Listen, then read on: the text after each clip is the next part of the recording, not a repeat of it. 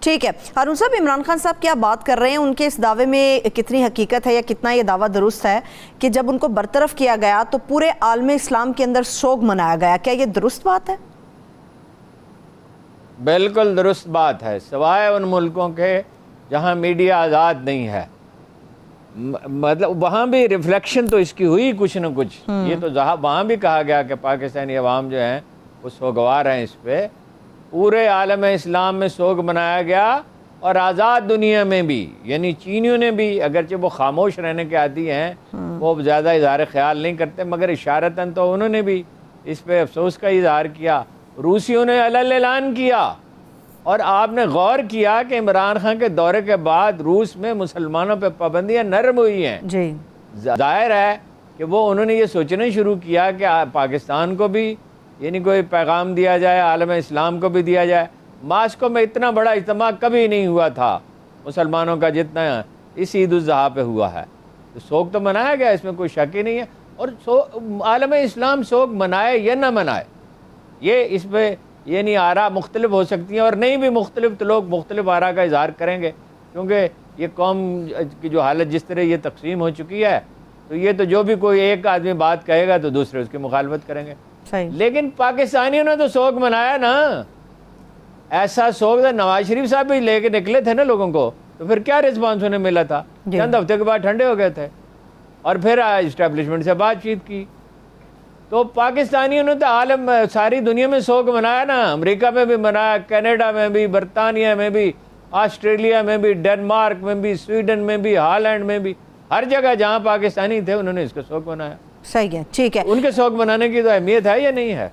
ٹھیک، بالکل ٹھیک بات ہے آپ کے ہارون صاحب، مگر کیا عمران خان صاحب کے اس موقف کو بھی درست مانا جا سکتا ہے کہ یقینی طور پہ یہ ہم سب جانتے ہیں کہ ملک کو متحد کرنے کے لیے فوج سب سے امپورٹنٹ ہے، سب سے اہم قوت ہے، مگر اس کے لیے بھی اسے ایک مقبول پارٹی کی تائید درکار ہوتی ہے؟ کیا یہ عمران خان صاحب درست بات کر رہے ہیں؟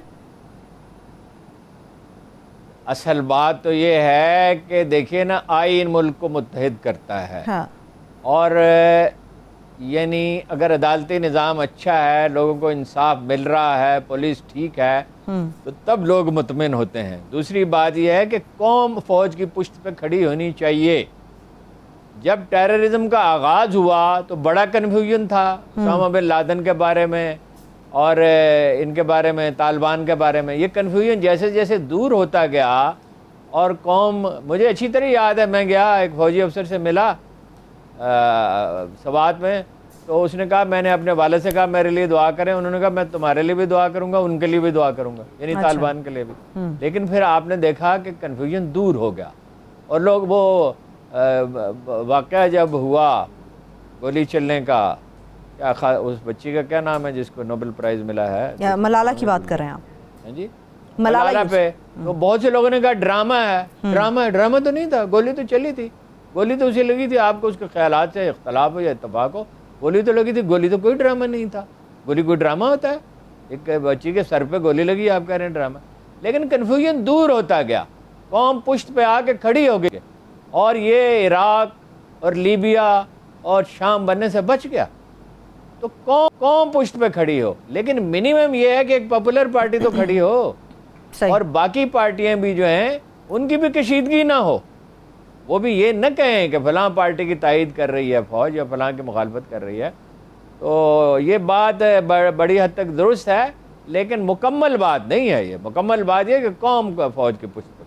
ٹھیک ہے، ایک آخری سوال، پھر میں آئی ایم ایف کے معاہدے کی طرف چلوں گی ہارون صاحب۔ یہ تو وزیر اعظم کے ثوابدید ہے کہ اگر ان قوم سے خطاب کرنا ہے یا کسی چیز کی قیمت کو بڑھانا یا کم کرنا ہے تو وہ وزیر اعظم اعلان کرے گا، مگر وزیر اعظم شہباز شریف سے پہلے ہی مریم صاحبہ نے جلسے کے اندر یہ اعلان کر دیا کہ کچھ دیر بعد پیٹرول کی قیمتیں کم ہونے کا اعلان آپ لوگوں کے سامنے آ جائے گا۔ یہ کچھ مناسب آپ کو لگتا ہے؟ نہیں، مناسب تو کوئی چیز نہیں ہے، تھا جو نا خوب بتدریج وہی خوب ہوا۔ تو یہ تو اصل میں میرا خیال ہے کہ یہ پیٹرول کم کرنے کی قیمت کم کرنے کا پیغام آیا ہی وہاں سے ہے، اچھا، لندن سے۔ اور وہ دیکھیں نا، بڑا فخریہ کہہ رہی تھی کہ اس نے لندن میں بیٹھ کے عمران خان کے ساتھ یہ کیا اور فلاں کیا اور فلاں کیا۔ جو عمران خان نے کیا ان کے ساتھ، وہ تو ان کی آنے والی نسلیں بھی یاد رکھیں گی، کبھی بھول نہیں سکیں گی۔ تو وہ وہاں سے پیغام ہے، اور یہ میرا خیال ہے عارضی ہو سکتا ہے، یہ جب IMF کا ڈنڈا چلے گا تو وہ میرا خیال ہے کہ کوئی زیادہ عرصے کے لیے اجازت نہیں، الا یہ ایک صورت ہو سکتی ہے، اچھا خدا کرے کہ ایسا ہی ہو، جی کہ پٹرول کی قیمتیں جو 112 13 15 ڈالر سے 95 ڈالر پہ آ گئی ہیں، اگر اور گر جاتی ہیں فرض کیجئے، جی یہ بھی کوئی ناممکن تو نہیں ہے یوکرین میں جنگ بند ہو جائے، تو پھر اس کے نتیجے میں ماہرین یہ کہتے ہیں کہ جو اس وقت سپلائی اور ڈیمانڈ کی پاسبلٹیز ہیں، یعنی جتنا کنزیوم ہوتا ہے فیول دنیا میں اور جتنا فراہم ہو سکتا ہے، اس کو ملحوظ رکھا جائے تو قیمت $70 سے زیادہ نہیں ہونی چاہیے۔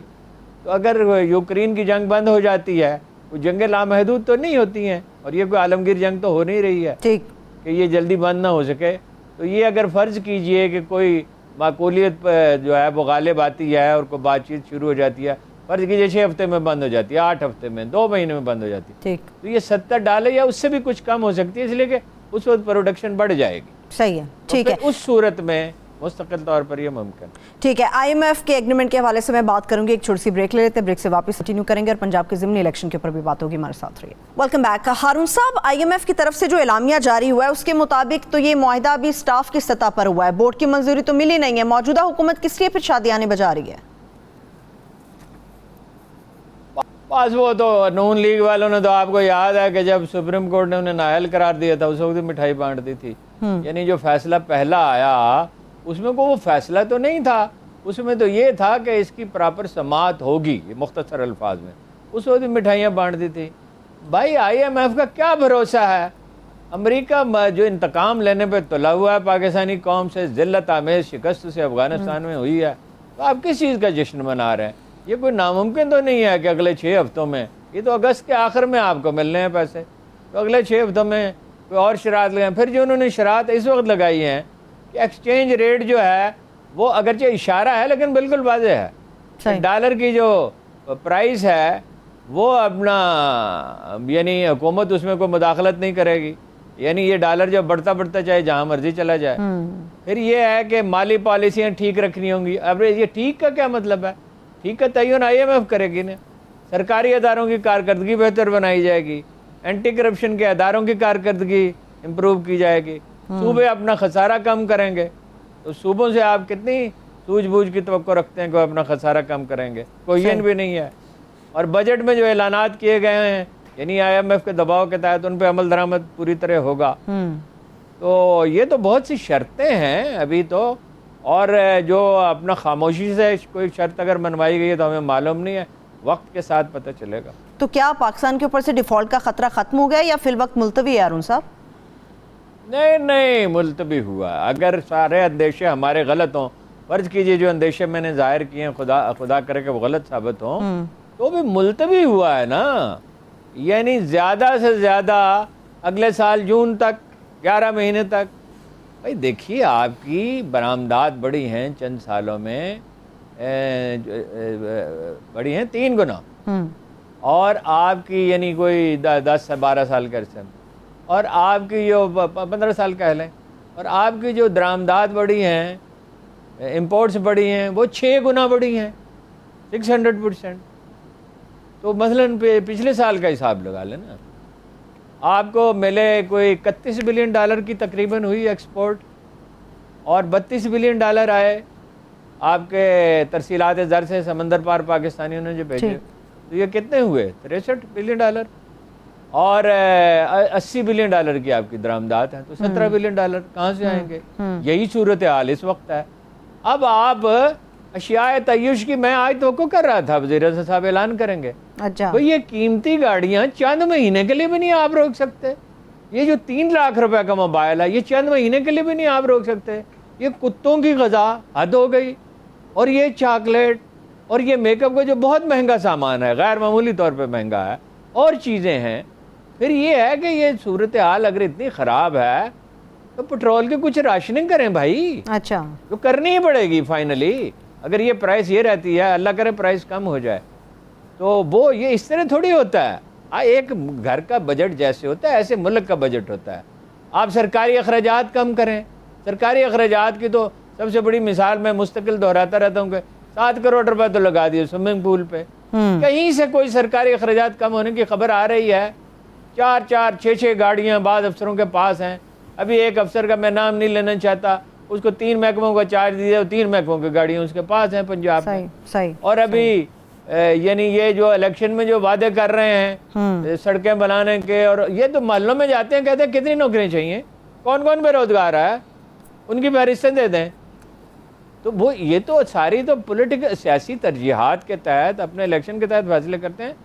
تو یہ آسان نہیں ہوگا. بہت سے سادگی کا انہوں نے بڑا لیکچر دیا، بڑا اچھا کیا، خود بھی سادگی اختیار کرے. 3000 کنال کے گھر میں کون رہتا ہے؟ وہ عمران خان کا مذاق اڑاتے ہیں، وہ بھی ویسے اسراف ہے. عمران خان صاحب سے میں نے کہا تھا، اسی وقت کہا تھا جب وہ مکان بنا رہے تھے کہ اسراف ہے یہ. قرآن مجید نے اس سے منع کیا. وہ تو 300 کنال ہے، یعنی مکان تو خیر 4 کنال کا ہی ہوگا، تو 300 کنال جگہ ہے خالی، تو ان کی 3000 کنال ہے. اور سونے کی ٹوٹیاں، سونے کے پانی اس پہ ہے، ٹائلوں پہ سونے کا پانی ہے. بھئی آپ خود بھی تو کوئی کفایت شاری کا اعلان کریں، کوئی پرائم منسٹر ہاؤس کا بجٹ کم کریں، پریزیڈنٹ ہاؤس کا بجٹ کم کریں، چیف منسٹر کا بجٹ کم کریں، ڈسکریشنری جو فنڈز ہیں آپ کے ثوابدید پہ وہ کم کریں. تو سادگی تو اوپر سے شروع ہوتی ہے. وہ چینی کہاوت ہے کہ مچھلی سر سے سڑنا شروع ہوتی ہے. صحیح ہے. ویسے آپ کو بتا دوں ہارون صاحب، روپیہ ڈی ویلیو ہونے کی وجہ سے پاکستان کا 3000 ارب روپے کا قرض مزید بڑھ گیا ہے. وہ تو ظاہر ہے جب روپیہ ڈی ویلیو ہوگا تو قرض تو بڑھے گا. اب یہ جب روئے پیٹے، میں آپ سے بار بار کہتا ہوں، جو سب سے بڑا بلنڈر اس حکومت نے کیا ہے، لوگ اور چیزوں کی بات کرتے ہیں، میرے خیال میں سب سے بڑا بلنڈر یہ ہے کہ خواجہ آصف نے کہتے ہیں ہماری زندگی موت امریکہ کے ہاتھ میں ہے. یہی اس کا خلاصہ ہے نا جو انہوں نے بیان دیا تھا. یہی شہباز شریف صاحب نے کہا. جب آپ یہ کریں گے تو دنیا آپ کو بلیک میل نہیں کرے گی کیا؟ ٹھیک ہے. اب پنجاب کے ضمنی الیکشن کی بات کرتے ہیں ہارون صاحب. نون لیگ کے لیے تو کہا جا سکتا ہے بہت بڑا ریلیف ہے، IMF کا معاہدہ ہو جائے، سپریم کورٹ آف پاکستان کا فیصلہ ہو جائے، پیٹرولیم کی قیمت کم ہو جائے، تو یہ اتفاق ہے. میں تو سمجھتی ہوں یہ محض ایک اتفاق ہے. آپ کیا سمجھتے ہیں؟ دیکھیے، اس پہ آخری فیصلہ تو تاریخ ہی صادر کرے گی، لیکن IMF کی ظاہر ہے انہوں نے منت سماجت کی، ورنہ یہ ہے کہ وہ 1.5 مہینہ 2 مہینے تو انہوں نے نہیں کیا. اور مفتہ صاحب نے اعلان بھی کر دیا تھا 1 دن میں، جو کہ نہیں کیا. تو ابھی کیوں ہوا؟ ظاہر ہے منت سماجت کی کہ ہم مر رہے ہیں اور مہربانی کریں، اور ظاہر ہے شرائط بھی سخت مانی ہوں گی، کچھ نہ کچھ وقت کے ساتھ پتہ چلے گا. سپریم کورٹ کا فیصلہ جو ہے وہ 18 جولائی تک ملتوی تو ہو سکتا تھا، جب مختصر فیصلہ تو آ چکا تھا اور نافذ بھی ہو چکا تھا. یعنی اس کی جو بھی امپلیکیشنز ہونی تھی وہ تو ہو گئی تھی. تو یہ 18 جولائی تک ملتوی تو ہو سکتا تھا. اب جج صاحبان بہتر سمجھ سکتے ہیں کہ اب انہوں نے کیوں کیا. صحیح. تو بہرحال اس کے اثرات تو ہیں، نون لیگ کے حق میں کچھ نہ کچھ ہوں گے، لیکن ویسے جو بغاوت پیدا ہو چکی ہے جن ذہنوں میں، آپ ان کا کیا کر لیں گے، یہ سب کچھ بھی بہت زیادہ اثر انداز نہیں ہوگا.